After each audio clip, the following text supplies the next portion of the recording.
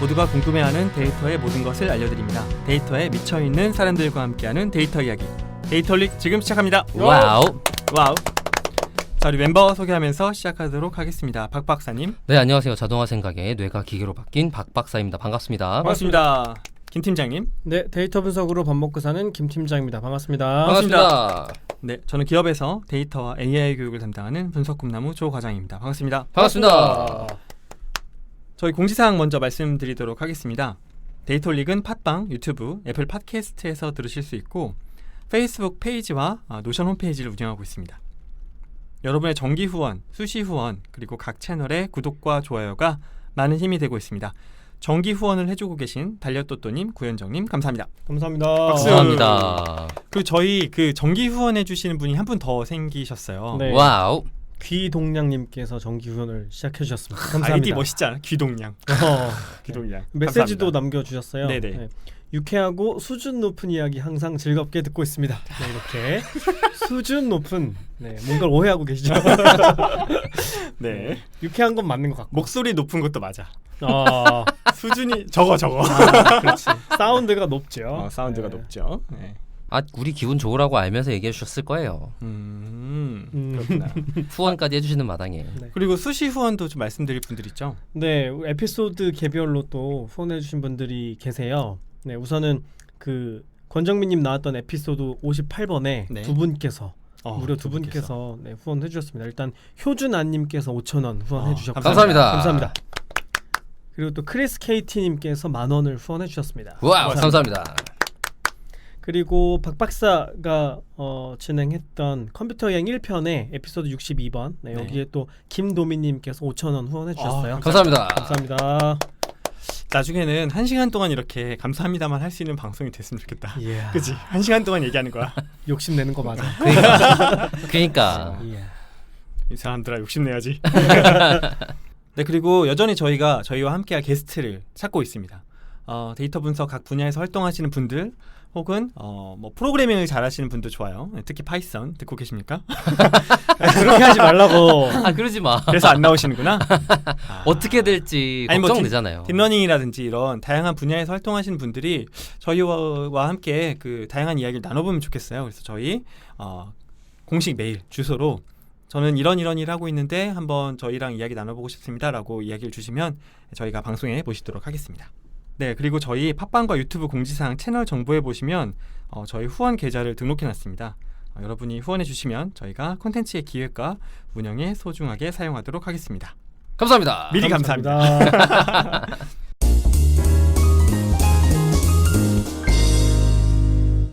자, 우리 멤버들 어떻게 지내는지 한번 이야기를 들어볼까요, 김 팀장?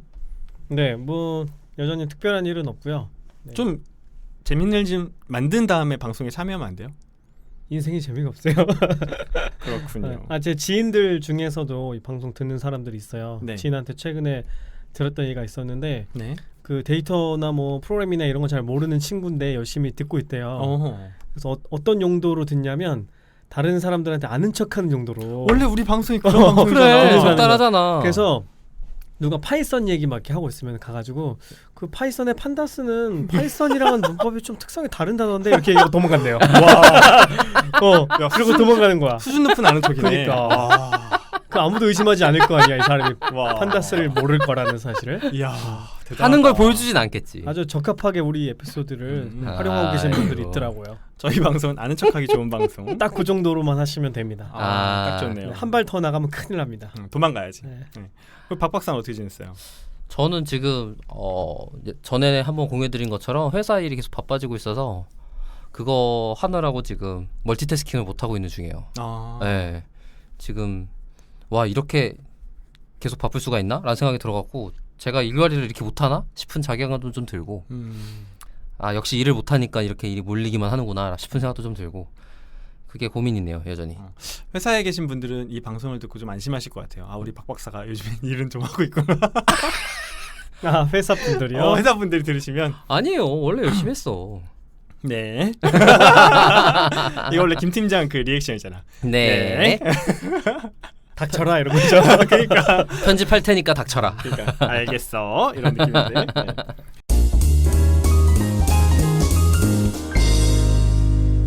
네. 네, 저도 간단하게 그나마 말씀드리면 제가 그 이야기를 좀 했던 것 같은데 스쿼트를 했거든요. 스쿼트. 스쿼트 챌린지라고 한 달 동안 스쿼트를 30개로 시작해서 5개씩 올려가는 게 있어요. 30일 채우면 200개를 하게 되거든요. 네, 그거를 잘 끝냈어요. 아, 끝나셨어요? 끝내고 나서 그 다음 매일매일 150개에서 200개를 했어요. 네. 그랬더니 오른쪽 무릎이 나갔어. 무리한다 했다네. 역시 집에 이게 누워 근데 있어야 돼. 한 달 동안 괜찮은데 오늘 갑자기 무릎이 너무 아픈 거예요. 그래가지고 정형외과 가서 사진을 찍어봤는데 괜찮은 거예요, 무릎이. 네. 그래서 뭐 처음엔 뭐 통풍 아니냐, 뭐 이렇게 삔 거 아니냐 봤는데 선생님이 그냥 염증? 스쿼트를 한 달 쉬어라. 이게 원래 스쿼트를 잘하면 코어랑 엉덩이 힘을 주게 돼 있거든요. 근데 못하는 사람들이 무릎에 힘을 주는 거야. 근데 한 달 동안은 괜찮았지. 한 달 동안 괜찮으니까 내가 잘하고 있는 줄 알았지. 잘 견뎠으니까. 그랬다가 오른쪽 무릎이 나가서 요즘 상체 운동 위주로 하고 있습니다. 여러분 조심하십시오. 적당히 해야 돼. 그러니까. 아, 맞아. 저 얘기할 거 있어요. 생각났다. 안 들을 거예요. 빨리 얘기해. 네. 아니, 다름이 아니고 저희가 데이터 분석 아니면 엔지니어, PM 관련 데이터 관련된 채용에 대해서도 인터뷰를 통해서 채용 내용들을 소개해드리는 방송을 하고 있어요. 네. 그 전에도 마이 리얼 트립, 그 다음에 마켓컬리에 진행을 했었고 여러 채용권에 대해서 컨택을 하고 있는 중인데 먼저 연락을 주셔도 좋으니까 저한테 연락을 주시면 아니지 data홀릭4@gmail.com 이메일로 주시면 저한테 주시면 주시면 그거에 대해서 뭔가 방송 컨텐츠로서 그 다음에 서로 윈윈할 수 있는 컨텐츠로서 사용할 수 있을 것 같습니다. 지금 좋은 회사 또 하나 컨택이 잘 돼서 그거 진행하고 있는데 공개되면 또 공유하도록 하겠습니다. 특히 저희가 그 좀 실력이 있는 분들이 많이 듣잖아요, 방송을. 그리고 매회 제가 대충 알기로는 거의 10,000회 가까이 들어요. 누적으로 보면. 네, 그러니까 이제 많이 저희한테 컨택을 해주시면 회사 소개도 해드리고 데이터 분석가가 어떤 일을 하는지도 소개해드리고 채용에 대해서 도움 드릴 수 있도록 하겠습니다. 구인, 구직 모두에게. 네, 맞아요. 데이터홀릭 청취자를 직원으로 둘 수 있다. 별로 메리트가 안 느껴진다. 아까 아는 척하기 좋은 사람들 듣는 방송이라지 않았어요? 저기 사장님 판다스는 그거 하면서 도망가마.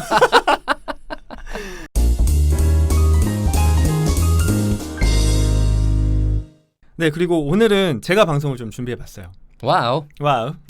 네, 이제부터 자면 되는 거죠? 한마디만 해봐. 오늘은 제가 방송을 준비했는데 그때 아마 한 3, 4회 전이었나 그 조과장도 조과장 업무에 대해서 좀 얘기해봐요 라고 얘기했던 적이 있었어요. 기억나요? 맞아요. 그래서 제가 지금 담당하고 있는 업무가 HRD 업무거든요.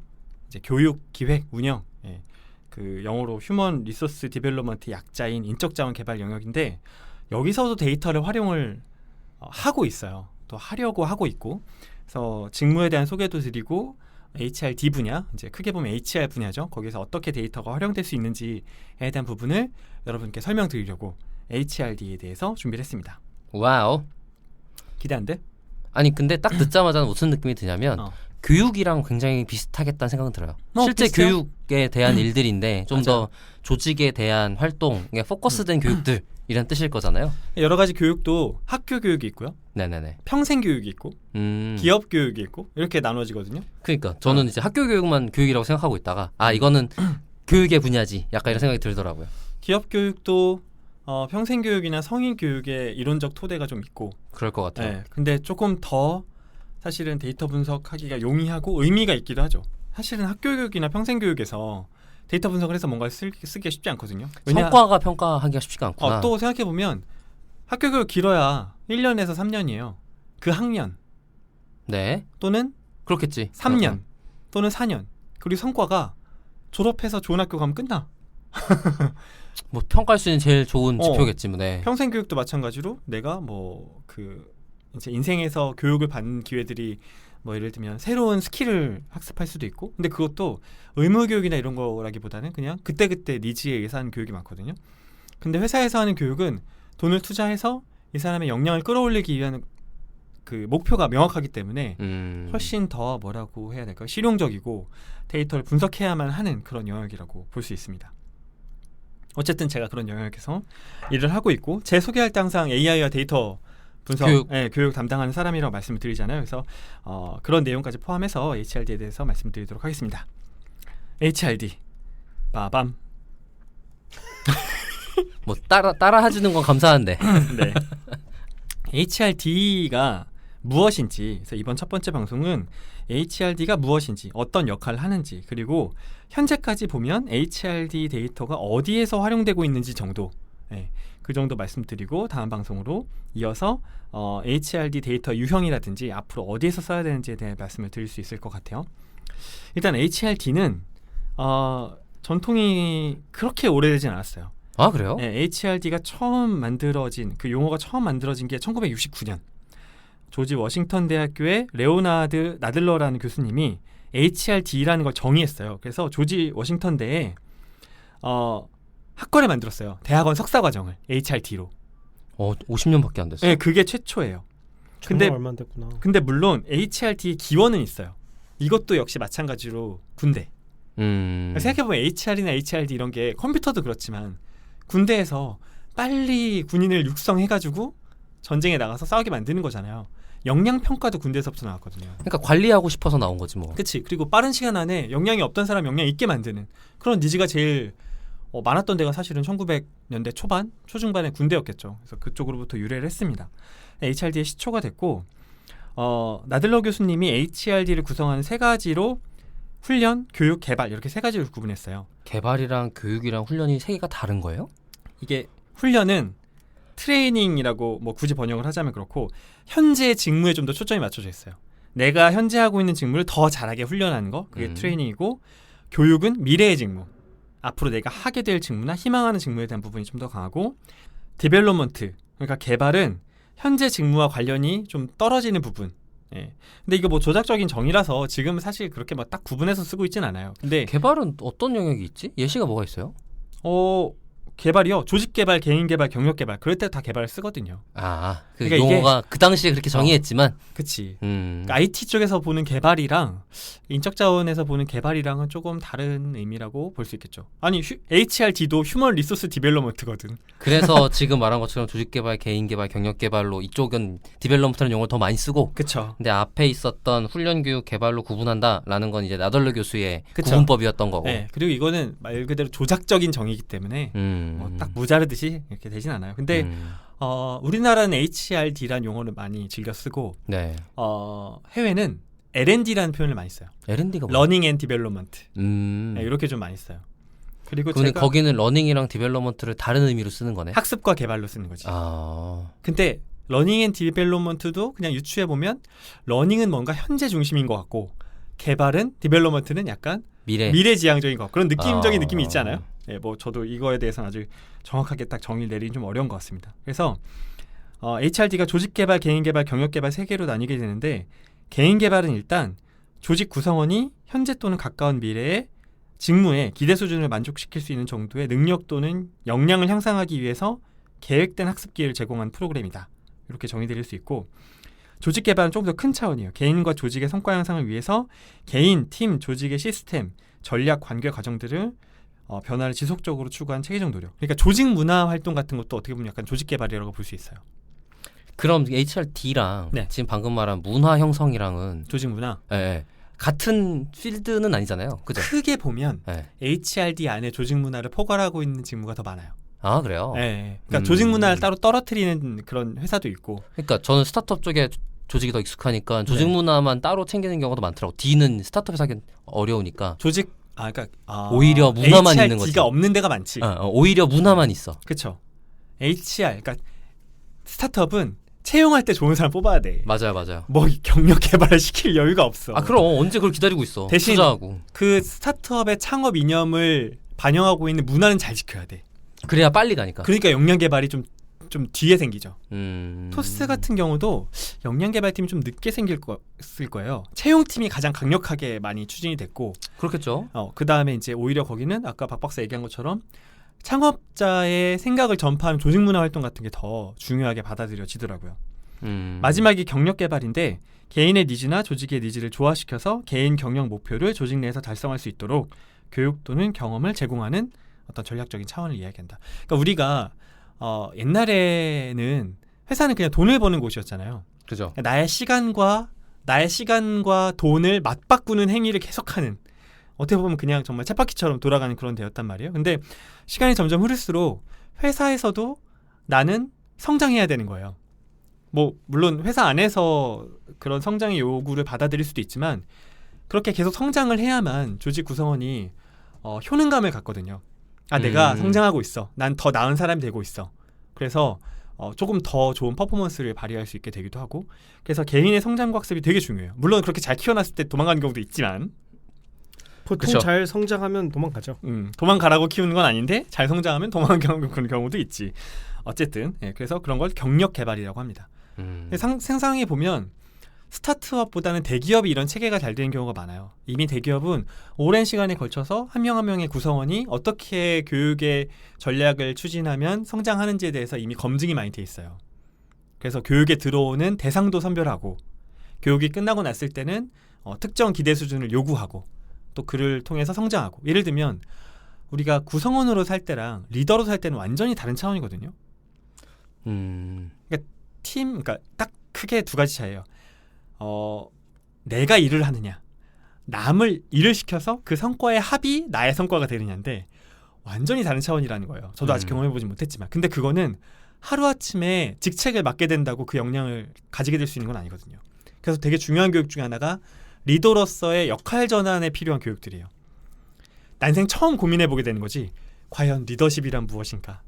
다 성격이 제각기 다른 사람들한테, 어떤 사람은 되게 마이크로 매니징하고 어떤 사람은 목표만 갖고 일을 맡기고, 이거 어떻게 해야 되는지도 사실은 우리가 모두가 다 그 선천적으로 갖고 태어날 수 있는 역량이 아니잖아요, 리더십이란 게.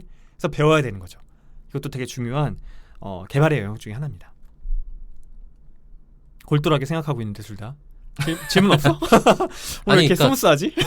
그러니까 지금 방금 얘기를 들어보면 교육이란 체계를 기업에서 갖출 수 있을 정도로 직무가 안정화됐다 같이 들려요.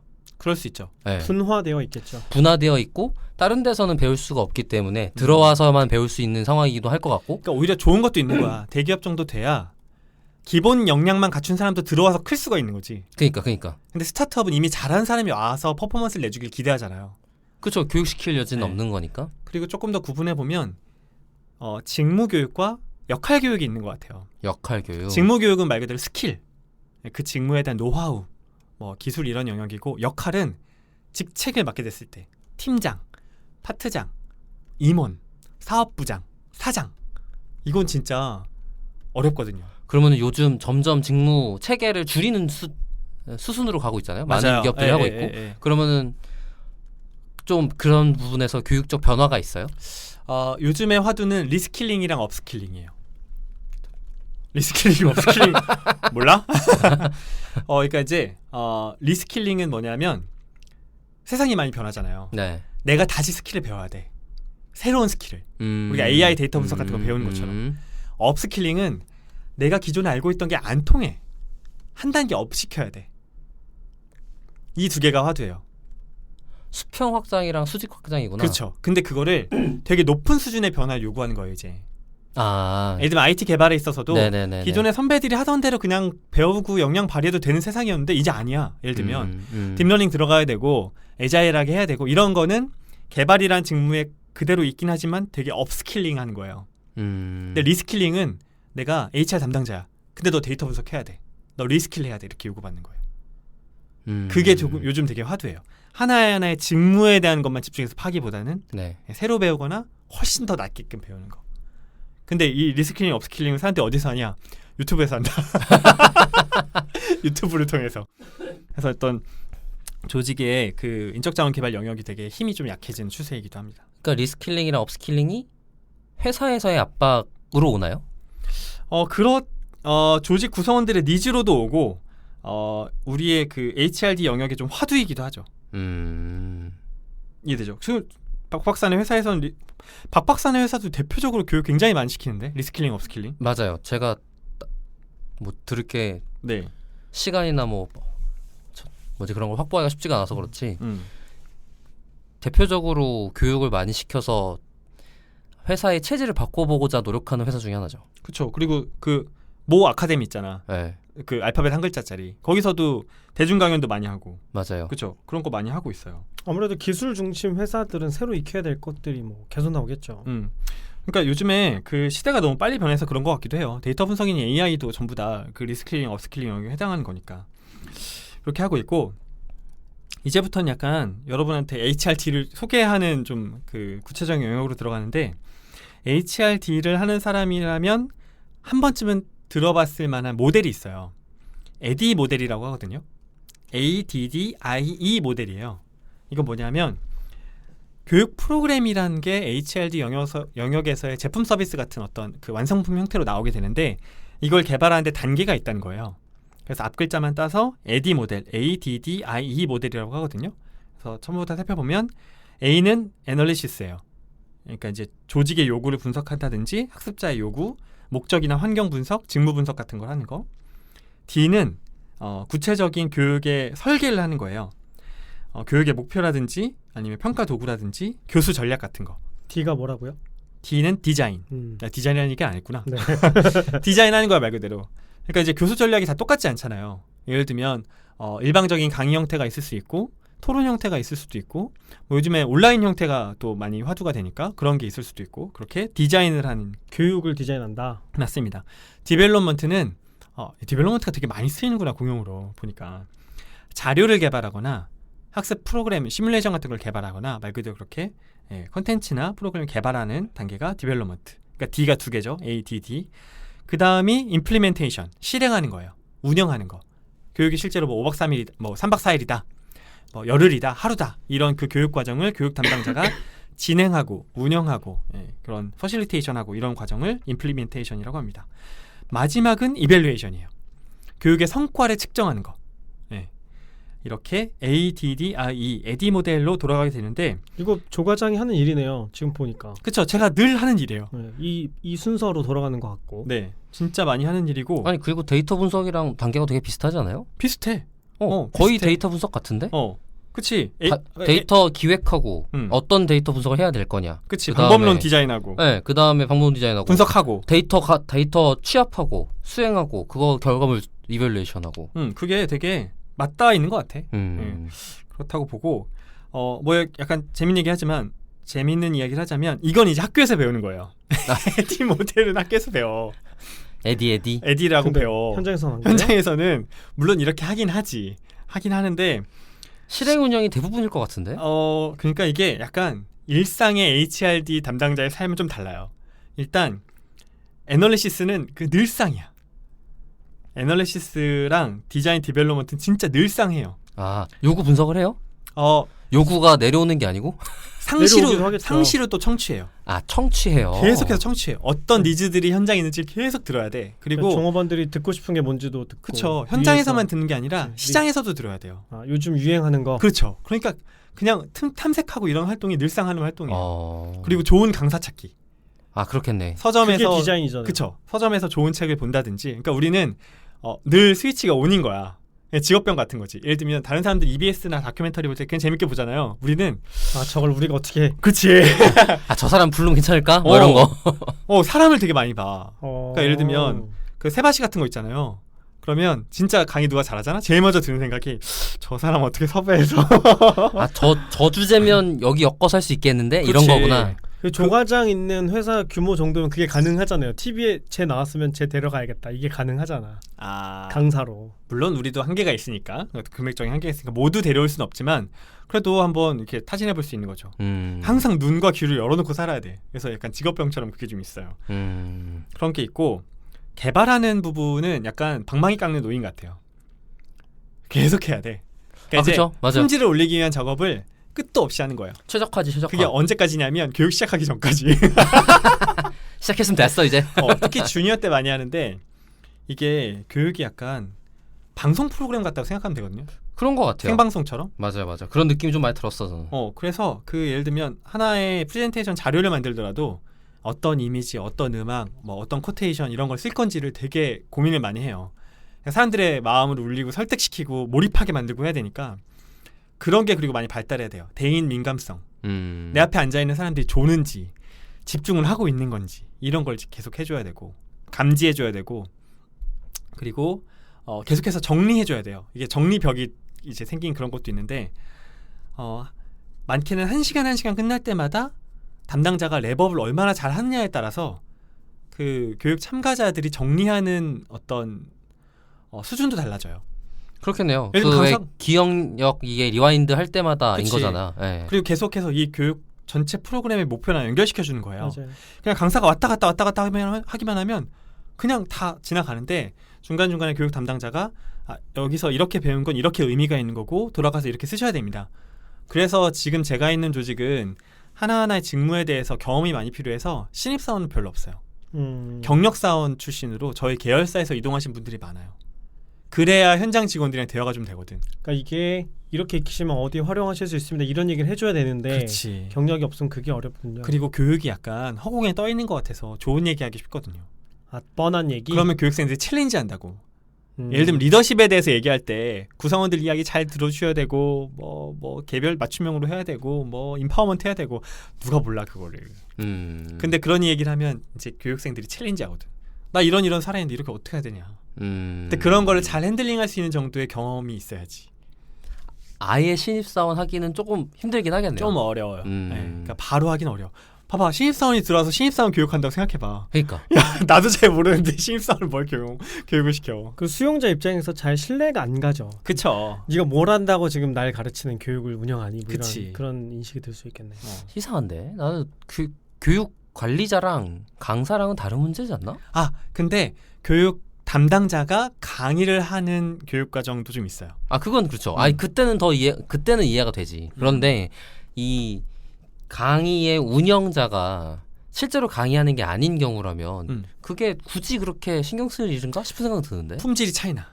품질이야 차이 나겠죠. 그거는 이해가 돼. 근데 방금 말한 챌린지 같은 걸 운영자한테 하는 건 이상하지 않냐는 거지. 그런 사람이 많아요. 그 듣는 사람들은 이 강의의 향방이 강사한테도 달려 있지만 운영하는 사람에 따라서도 많이 달라진다는 걸 알고 있기 때문에 그걸 알고 있어요? 네, 어떻게 강사한테 피드백하는 것보다도 운영하는 사람한테 피드백할 때가 더 많죠. 운영자한테 피드백이야 하죠. 그건 이해가 돼. 근데 강의 퀄리티에 대해서 강사에 대한 피드백을 강사한테 야 너 여기 잘못했어라고 하는 거랑 야 저 강사에서 이렇게 잘못했어 하는 거랑 이런 상황이라고 생각해보자 이거예요. 대부분 담당자한테 하죠. 그런 피드백은. 그러면은 그 담당자 입장에서는 강사한테 가서 이게 이렇게 문제라고 합니다. 뭐 이렇게 커뮤니케이션 할 거란 말이에요. 그런데 그 강사한테 잘못했다고 하는 걸 네가 신입사원이니까 강사가 저러고 있잖아 라고 챌린지하는 건 아닐 그게 거 아니야. 아니라 방금 그 문제 제기를 네. 경력 있는 사람이면 알아먹고 네. 반영할 수 있는데 신입사원이면 그걸 반영해서 과정을 어디로 끌고 가지를 못한다는 거예요. 그러니까 직장에서 나오는 직무수행 경험이나 역량이라는 게 말을 못 알아먹는 거지. 이론으로만 배워서 되는 영역이 있고 내가 경험을 해봐야 아는 영역이 있잖아요. 그렇죠. 당연히 그렇지. 그러니까 현장의 업무를 해봤느냐. 예를 들면 제가 있는 조직에 마케팅 교육을 담당하는 분은 마케팅을 하다 온 분이야. 그렇겠죠. 그게 좀 더 신뢰도가 있겠고 이제 그치. 이 기획 설계했을 때 설계에 대한 신뢰가 생기겠지. 그렇지. 그러니까 뭐 예를 들면 우리가 식당 갔을 때 뭔가 메뉴에 문제가 있거나 할 때 종업원한테 문제 제기를 할 수도 있지만 매니저를 불러주세요 할 때도 있잖아요. 그치. 그렇게 그리고 하는 이유는 매니저가 이 상황 판단을 더 빨리 해서 빨리 해결해 줄 거라고 기대하기 때문에 좋은 경력에 식당은- 대한 얘기구나. 네, 좋은 식당은 매니저의 역량이 엄청나. 중요하죠. 호텔리어 같은 사람들이 대단한 사람들이 많아요. 그러니까 이 사람한테 뭘 내줘야 만족할 것인가 이런 것들을 알고 있는 거니까 그런 매니지먼트 능력이 역량이 필요한 거죠. 중요한 그리고 거죠. 제가 강의했을 때 경험으로 생각해 보면은 처음에 강의 시작하기 전에 이게 어떤 목적으로 어떤 체제로 만들어졌다 이런 설명을 이제 진행자가 해주잖아요. 근데 강의를 오래 하신 분들은 그 취지를 잘 알고 있고 이걸 얘기를 하면은 강의 듣는 분들이 그걸 공감을 해요. 그러니까 그쵸, 우리 그쵸. 조직에 지금 이런 화두가 있어서 이 교육이 열렸다라는 걸 공감하고 있으니까 얘기가 들리는데 신입사원이 그런 얘기를 하면 아무도 안 듣는 거예요. 그리고 그치. 그 신입사원도 사실은 자기가 이게 왜 필요해서 하는 건지 잘 모르고 어떤 위에서 내려온 요구에 의해서 진행하는 것일 가능성이 있기 때문에 그 신뢰감이 안 생기는 거죠. 최악의 경우는 교육 프로그램 이름만 설명해주고 강사분 모시겠습니다로 빠지는 거지. 그렇죠. 그러면 이제 그럼 강사가 이제 땀 뻘뻘 흘리는 거죠. 그치. 왜냐하면 의미 부여를 못해준 상태로 바로 컨텐츠로 들어가니까. 그리고 강의 설계 과정에서 강사 입장에서도 이 강의의 취지와 여기 들어온 사람들이 어떤 목적을 갖고 있는지를 알아야 그분들이 좋아하실 만한 얘기를 해줄 수가 있잖아요. 근데 강의 설계하는 사람이 그런 내용을 잘 모르고 있으면 그냥 제목만 주거든요. 이런 거 해주세요. 그럼 저도 뭘 드려야 될지 모르는 상태로 현장에 가기 때문에 서로 이제 매칭이 안 되는 문제가 생길 암담하겠다, 수 있는 그러면. 거죠. 예. 그럼 이제 저는 이제 계속 눈치 봐야 되는 거죠. 아, 이런 얘기를 했을 때 이 사람들이 반응을 좋아하시나? 하는가? 예. 이게 필요한 건 예. 맞나? 그러니까 그거를 이제 힘들지 않게끔 조율해주는 역할을 해주셔야 되는 거죠. 담당자 할 일이 되게 많아요. 운영할 때는 또 뭐라고 해야 되나 진짜 그러니까 의전도 포함한 의전. 네, 진짜 그런 것도 있어요. 어떤 느낌이냐면 잘하려면 할 게 밑도 끝도 없어. 맞아요. 안 근데 하려면 아무것도 안 아무것도 하는데. 아무것도 안 한다고 엄청 티나지도 않고. 맞아요. 그치. 왜냐면 안 해도 교육은 운영이 되고 그거는 운영이 되기로 돼 있는 거 그냥 하는 거니까. 그렇죠. 강의는 그렇죠. 흘러가고 강사가 강의하겠지. 아주 정확하게 봤어. 그러니까 어. 이게 수준이 0에서부터 100까지 정말 천차만별이야. 담당자의 역량이 그만큼 중요한 거죠. 왜냐하면 담당자 한 명으로 0에서 100까지 왔다 갔다 하는 거니까 품질이 강사가 똑같아도 그렇겠네요. 망할 수도 있고 흥할 수도 있는 거예요. 그리고 심지어는 뭐 강의 중에 개인적인 용물을 보거나 뭐 핸드폰을 잠깐 보시거나 이런 분들도 많잖아요. 네. 근데 이런 것도 강의 진행하는 분이 이걸 좀 정리해 줄 수 있거든요. 강사는 그런 얘기 못 하잖아요. 그치. 돈 받고 왔는데.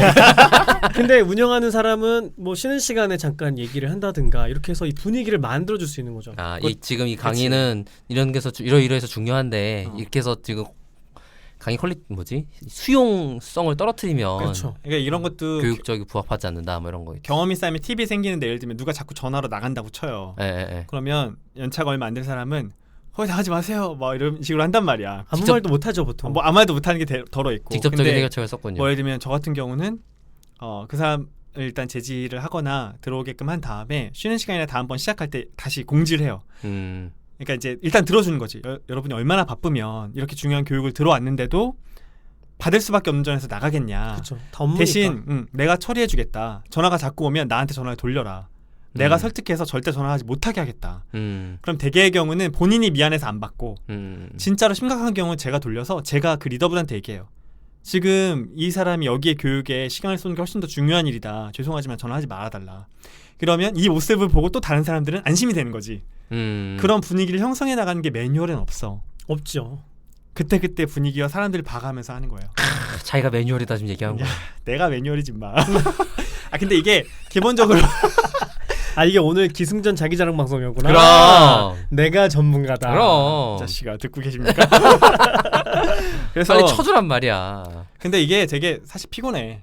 피곤할 것 피곤하죠. 같아요. 그거 사람들 계속 한 명 한 신경 명을 써야 계속 이슈 해결이야. 계속 이슈 해결. 그러니까 말했잖아요. 신경 쓰려 그러면 한도 끝도 없을 것 같아. 그냥 놔둬도 돼. 전화하거나 말거나 놔도 되는데 전반적인 분위기가 뜨죠 이제. 왜냐하면 이 사람이 나갔다 오면 나도 나갔다 와도 되거든. 그죠. 그러니까 사실 이게 이제 나중에 평가하기 하시겠지만 뭐 교육 만족도나 효과성 같은 거를 측정할 때 이런 게 되게 영향을 크게 미치는 거예요. 많이 미쳐요. 그래서 언제는 이런 게 필요가 없고 안 하냐면 제가 느끼기에 공기관에서 교육을 열면 이런 걸 안 해요. 왜? 공기관에서 공짜로 강의를 열었어. 공짜로 열었어. 네, 교육 평가 뭐 이게 실제로 도움이 되는지 이런 게 안 중요하거든요. 그냥 이걸 여는 게 중요하지. 그 돈 쓰는 게 중요하지. 그러면 거기에 들어와 계시는 분들도 제대로 안 들으시고 관리자도 관리 안 해주고 강사도 힘 빠지고 뭐 이렇게 되더라고요. 공짜로 왔다가 전화 받으러 나갔는데 들어오세요 그러면 내가 공짜로 왔는데 왜 날 이렇게 제지해? 이렇게 그렇게 되는 거죠. 되게 그러네 뭐 이렇게 되는 거죠. 어쨌든 그런 강의 저도 한번 갔던 것 같은데 이제 신청하고 참석률이 굉장히 중요한 거예요. 그게 제일 중요한. 그냥 몇 명 들어왔나가 성공 여부가 돼버리는. 그러니까 지표가 뒤에 지표를 잡을 수가 없으니까 참석 다 했니? 해서 끝나는 거야. 그래서 저는 심지어 강의 들어와서 동영상으로 다른 자격증 공부하는 사람도 봤어요. 뭐야 그게? 그 회사 내에서 오픈해놓은 또 다른 동영상 강의 있잖아요. 들어와가지고 이 강의는 그냥 나는 오케이 쌓이면 받으면 되는 거고. 현명하네. 동시에 두 가지 과정을 이수하시는. 현명하다. 잘하고 있네. 뭘 잘해? 잘하기는. 제일 싫어하는 사람. 담당자가 제일 싫어하는 사람. 와서 이런 딴짓하는 분들이요? 사람? 이 과정에 몰입하지 못하는 사람. 강사도 너무 힘들어요. 강사도 힘들고 담당자도 힘들고 본인도 얼마나 싫겠어. 본인도 하고 싶지 않은데 와 계신 거니까. 어쨌든 우리가 HRD 데이터에 대해서 좀 더 얘기를 하고 있으니까 조금 하나만 더 생각나겠어. 얘도 쌓이게 많아. 그래서 관리자한테 중요한 역할이 또 뭐냐면 여기에 들어오는 게 도움이 될 만한 분들만 오게끔 해야 돼요. 그게 중요하지. 애초에 들어오기 전에. 아니 그 너무 힘들잖아요. 근데? 힘들죠. 그거 어떻게 필터링해 그거? 그러니까 그 중간에 그래서 시험도 보고 사전 과제도 주고 뭐 이런 걸 한다고요. 전화해서 인터뷰도 한다고요. 근데 의미가 없어. 그것 때문에 잘 필터링 된 적은 내가 본 적이 없다고. 봐봐, 김 팀장이 지금 왜 이런 얘기 하냐 하면 자기 강의 섭외하는 담당자들 들으라고 지금 계속 얘기하는 거야. 그게 아니고 그런 것들도 있더라. 지난번에도 그랬잖아. 자기한테 프로젝트 맡길 때 전철이나 컬럼 이름 잘 쓰라고. 쓰고 와라 그랬지 맞아. 그래 교육 담당자가 김 팀장한테 전화하려면 야, 최소한 교육 참가자들도 선별 좀 필터링 해주고. 하고. 아닙니다. 저는 아무나 불러주셔도 언제 불러주셔도 갈 준비가 되어 네, 있습니다. 내가 절대 편집 안 할 거야. 김 팀장의 푸념은 중간중간 듣기로 하고요. 이게 어떻게 내 푸념으로 기결되는 거지? 아 근데 당연히 해야 되는 역할이지.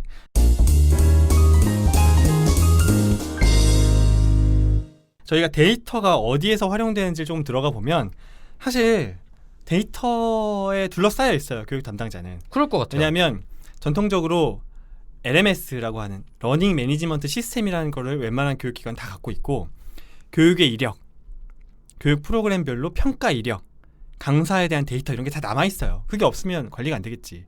잠깐만. 근데 그 시스템이 다 개별로 있겠네요? 그렇지.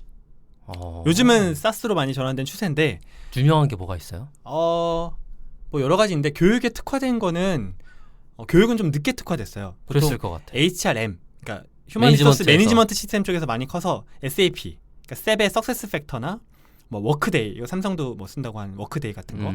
그리고 HRD 쪽에는 코너스톤 같은 거. 코너스톤 들어본 것 네, 코너스톤 되게 유명해요. 무크도 전통적인 거긴 한데 거기는 매니지먼트 시스템이라기보다는 컨텐츠 매니지먼트 시스템에 좀 더 가깝고. 그게 더 많죠. 그래서 예를 들면 저희가 그 만들어 놓은 SI로 만들어 놓은 프로그램에서도 이 시스템에서도 사람의 이름을 치면 그게 강사일 경우에는 강의 이력과 뭐 평가 점수가 뜨고 그게 교육생일 경우에는 그 교육생의 프로그램 수강 이력 그리고 개인 데이터 이런 게 뜨게 되는 거죠.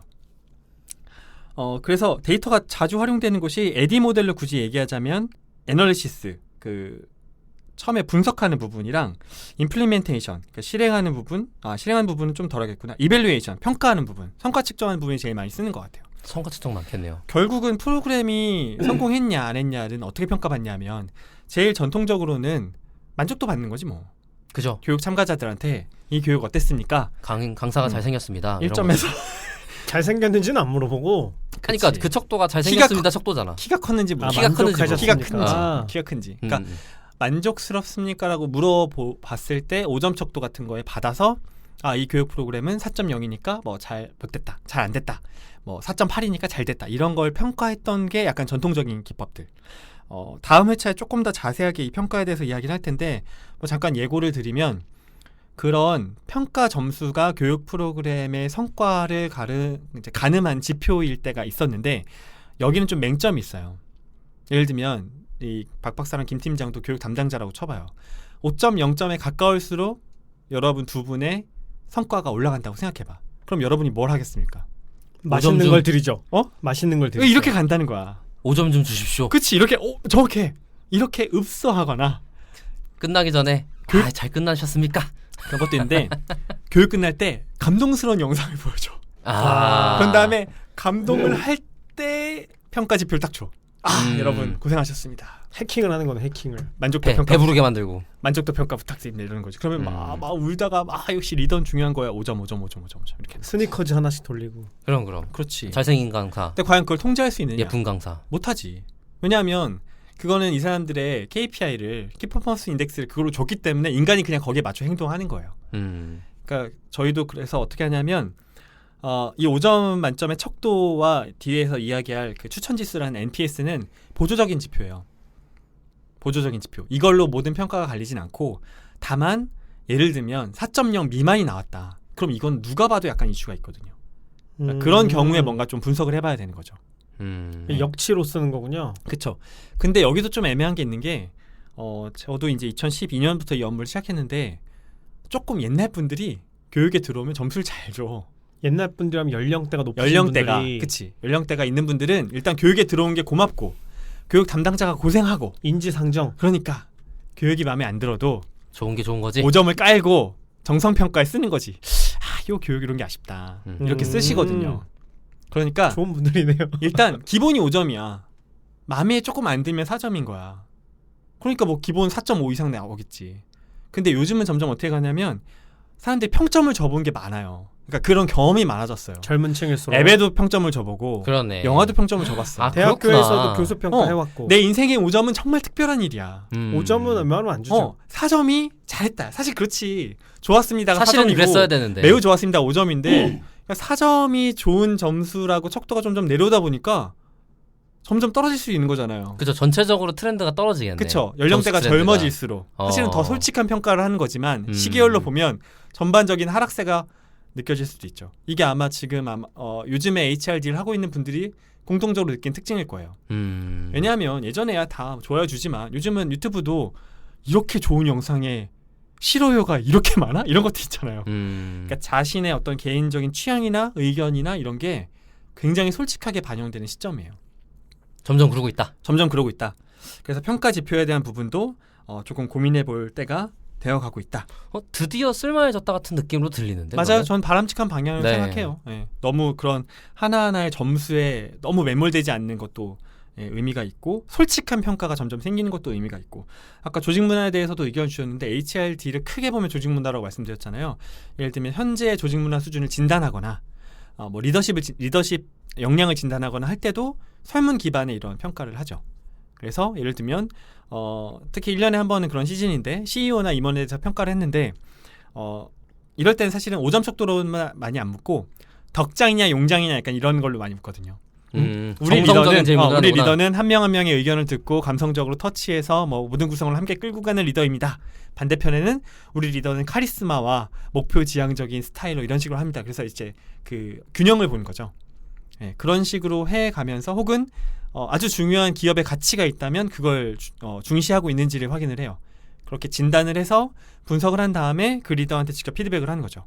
왜냐하면 리더는 조직을 이끌고 구성을 이끌어야 되는 사람이니까 당신이 이런 부분은 평가가 좋은데 이런 부분은 평가가 좀 낮다. 그러니까 교육 혹은 다른 인터벤션, 코칭이나 이런 것들로 그 역량을 좀 올려보자. 이런 식으로 진단과 교육이 같이 연결되기도 해요. 그러니까 사실은 HRD 분야가 우리는 데이터 분석 못해요라고 이런 말을 하는 대표적인 분야이기도 하지만 사실은 늘상 데이터 안에 있는 분야이기도 해요. 근데 그 데이터가 우리들이 생각하기에도 진짜 이게 의미가 있을까라는 의구심이 늘 들었던 거지. 그러니까 데이터가 없다고 생각할 수도 있죠. 아니, 지금도 여전히 의구심일 수 있겠다 싶기도 해요. 말씀하신 것처럼 지표화는 돼 있지만 그렇다고 그거를 온전히 지표화된 것만 갖고 쓸 수 있냐? 그치. 그러기는 쉽지가 또 않은 거지. 혹시 이런 걸 예를 들어보면 어떨까? 우리가 영화를 평점을 주잖아, 네이버에서. 근데 네이버에서 평점 높으면 칸 가나? 아니잖아. 뭔가 구분해서 생각하잖아요. 흥행과 예술성. 그러니까 뭔가 영화 평점대로 있어. 근데 영화제에서 인정받고 혹은 대중들이 좋아하는 것도 좀 다르거든. 그러니까 뭔가 이게 안 맞는 거야. 교육 프로그램에서도 평가는 받는데 데이터는 쌓이는데 이게 조금. 근데 텍스트 데이터는 과거로부터 엄청 많이 쌓이고 있었어요. 근데 지금까지는 엄두를 못 냈어. 네. 왜냐하면 텍스트 분석 기법 자체도 없었거니와 이거 분석한다고 해서 뭔가 중요한 시사점이 도출될 수 있을까라는 의구심이 있던 거죠. 쉽지 않지. 근데 조금씩 이게 변화되고 있어요. 특히 대량의 텍스트 분석한 기법이 발달을 하면서 뭐 10,000명, 뭐 20,000명이 남긴 텍스트에서도 토픽 모델링을 통해서 뭐 아주 중요한 주제들을 이끌어낼 수 있고 이렇게 변화해 나가고 있는 시점입니다.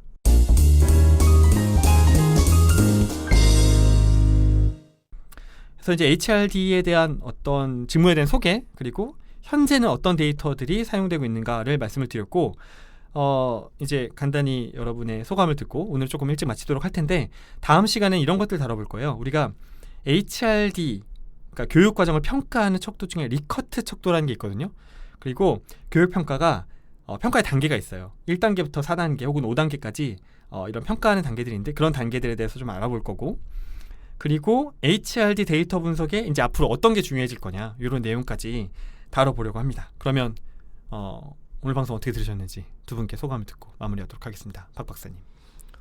재밌는 포인트를 많이 들었던 것 같아요. 특히 LMS를 들었을 때도 좀 신기했던 것 같고 왜냐하면 다른 데서 차용하거나 이미 반영됐을 것 같은데 싶은 것들 포인트들이 느껴졌거든요. 네. 예를 들어서 아까 말한 이제 온라인 강의다. 네. 그러면은 CMS 영상 강의 콘텐츠 관리가 있어야겠죠. 그렇죠. 이제 그걸 가지고 뭐 실제로 강의를 어떻게 들었는지 뭐 일정 관리라든지 뭐 진도 체크라든지 맞아. 그런 것도 많이 해요. 네, 진도 체크라든지 그다음에 뭐 아까 또 대표적으로 이제 기업이니까 강의 평가 강사의 강의 평가들이 모여 있는 시스템이 생각보다 큰 이슈 중에 하나일 수 있겠다. 중요한 이슈죠. 네, 라는 생각이 들었어요. 아까도 얘기했지만 그런 강의 풀을 확보하는 게 큰일 중에 하나잖아요. 큰일이에요. 그리고 저도 제가 제 지인 중에 한 분이 하셔갖고 얘기를 좀 들어봤었는데 레퍼런스 체크를 그렇게 열심히 한대요. 그렇죠. 네, 그러니까 이미 여러 명을 모아놓고 그러니까 리소스를 교육은 사용한다라는 느낌이 강하게 있잖아요. 그러니까 그 돈 아깝게 하면 안 돼 같은 게 압박이 심한가 보더라고. 아, 그렇지. 그리고 교육생들이 현업을 다 제쳐놓고 교육 들어와 있는데. 그러니까 이거 어마어마한 거예요. 교육에 대한 이 트레이드오프, 그러니까 그 트레이드오프 해야 되는 효과성에 대한 검증이 굉장히 큰 그런 느낌이 좀 들더라고요. 손실이 2배예요. 급여 그러니까. 손실, 업무 손실. 그러니까 그거를 메워줄 만큼의 교육이 있어야 되는 거야. 교육을 들어왔다는 것 자체가. 그치. 그 네. 많은 사람들의 시간을 쓰는 거니까. 그럼요. 맞아요. 30명이 들어와서 40시간 교육하면 1200시간 쓰는 거예요. 그렇게 그렇게 생각해봐요. 회사의 오. 리소스가 1200시간이 낭비되는 거야.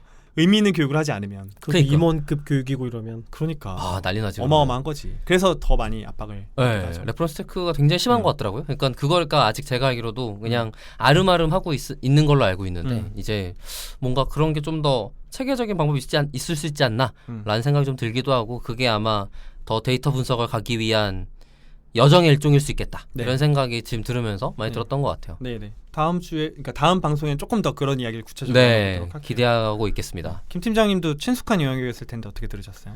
네, 일단은 저는 푸념. 조과장 옆에서 고생하는 걸 많이 본 사람의 입장으로서 네. 네, 이번 방송은 내가 왜 고생하는지를 아니야. 얘기하는 방송이 아닐까 싶기도 하고 그건 이번 회차에서 끝낼 거야. 네.